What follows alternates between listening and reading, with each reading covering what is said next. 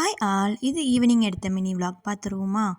பயங்கர ஸ்வீட் கிரேவிங்ஸாக இருந்துச்சு. குலாப் ஜாமுன் பாக்கெட்டும் வீட்ல இருந்துச்சு. சரி குலாப் ஜாமுனே போட்டுடலாமேன்னு அதுக்கு தாங்க ரெடி பண்ணிட்டு இருந்தேன். ஃபர்ஸ்ட்டு குலாப் ஜாமுன் மாவ ஒரு பவுல்ல போட்டு கொஞ்சம் நெய்யி அண்ட் பால் கொஞ்சம் கொஞ்சமா ஊத்தி கொஞ்சம் சாஃப்ட்டா பெசஞ்சு வச்சிடலாம். ரொம்ப பெசையக்கூடாது. அண்ட் அதுக்கப்புறம் சைட் பை சைடா நான் சர்க்கரை பாகும் ரெடி பண்ணிட்டேன். சர்க்கரை பாகுல ஃப்ளேவருக்காக நான் ஏலக்காய் மட்டும் சேர்த்திட்டேங்க. அண்ட் ரொம்பவும் கொதிக்க விடக்கூடாது. ஒரு கம்பி பதம் கூட வர வேண்டாம்.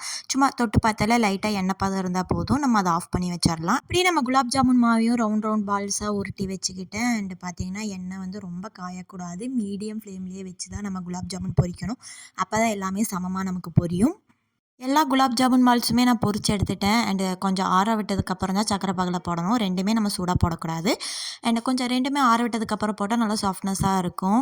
நல்லா சாஃப்ட்டான குலாப் ஜாமுன் ரெடி ஆயிடுச்சுங்க. அண்ட் பார்க்கறக்கு ரொம்ப நல்லாயிருக்கு. அண்ட் சாப்பிட்றதுக்குமே நல்லா சாஃப்ட்னஸா டேஸ்ட்டா இருந்துச்சு. உங்களுக்கும் குலாப் ஜாமுன் பிடிச்சிச்சுன்னா மறக்காம லைக் பண்ணுங்க. சப்ஸ்கிரைப் பண்ணிடுங்க.